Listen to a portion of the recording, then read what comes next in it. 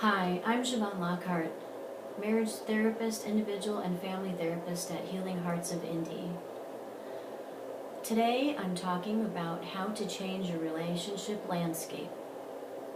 We all go into relationships with wonderful, healthy ideas of having the most loving, cooperative, communicative, and personal growth in our relationships.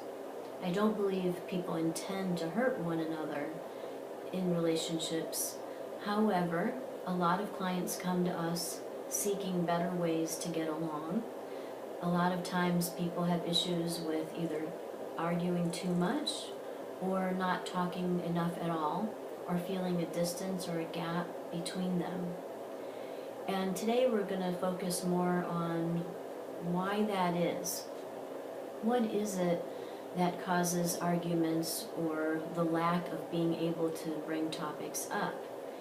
And first we have to look at where does each person's communication culture or style of communication come from.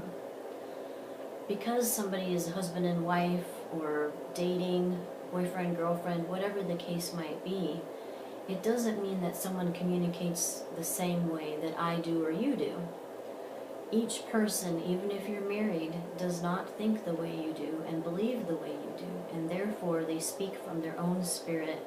Their own family of origin issues come up, and their own way of talking to people, whether it's being more passive, a little more codependent, more assertive, more counter-dependent, more aggressive, or more shy.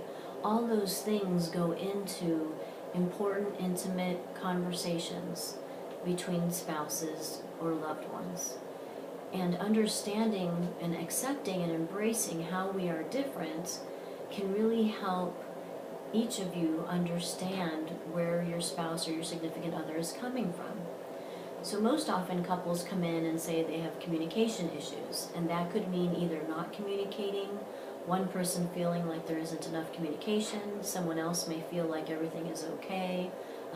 Another couple may come in and argue very often and feel very agitated after a few months or years of being married.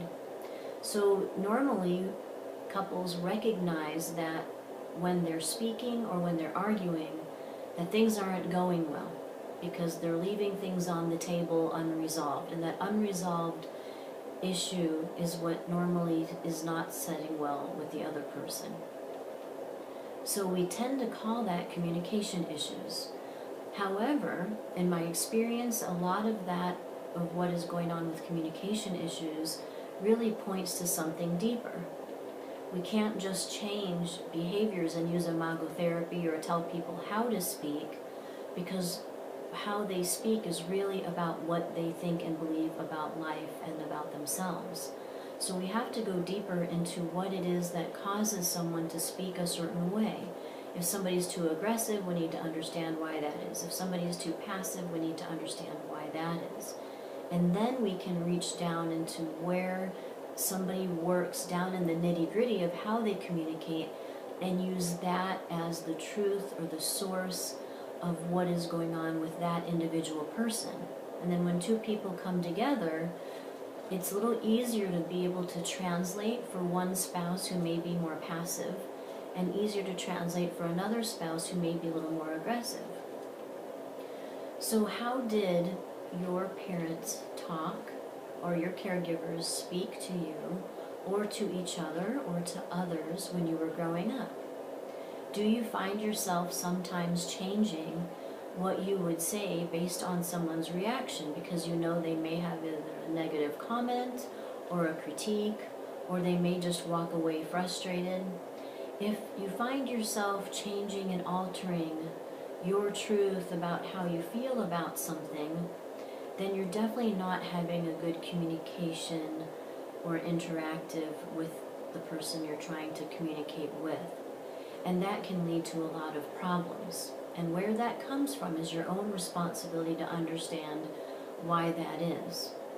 When you can't be yourself and get to the core of what you really need, instead of blaming or sharing resentful or hurtful feelings, then there's a reason that you're hiding behind some of the more critical issues And nothing that my clients come in with that I've seen over the years has ever been anything that is harmful or hurtful or detrimental for them to be hiding it from their partner. Now, this hiding is not something that's conscious. It's really something that is just a habit from growing up and learning about rules about life.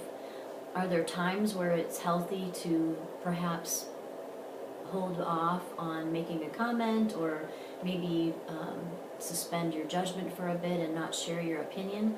There are times where that's very healthy. But when we're talking about major decisions and how you feel and having your needs met in a relationship, then that is where the gap is going to get greater if you don't share who you really are. And being comfortable with sharing who you really are and what those fears are and what your worries and concerns are in a way that is safe and vulnerable and genuine and sincere is the best way.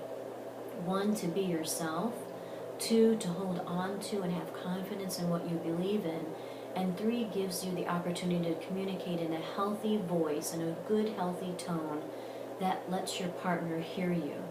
It's more disarming to be able to speak from a vulnerable and honest place and have your partner care about something that you care about, rather than have to bully them into it or be passive-aggressive about it or be a little insincere or dishonest about it. That way your partner knows who you are, understands what's going on, and can kind of help from a different perspective instead of playing the blame game or the pointing the finger game and things like that. So there are some ways in therapy that we use, some tools. One is Imago, the I need, which many people understand and know these days. Also reading books on coder and codependency, and also doing exercises here in the therapy room. A lot of those different things can help change and create new habits that are for long-term recovery and long-term healthy communication. So that's all I have for you this week. I hope the video was helpful. Please leave comments, and if you'd like to reach me for an appointment, please contact my mobile at 317-224-3211. You can also reach me at Javan, Javan, at healingheartsofindy.com. Thank you again for watching.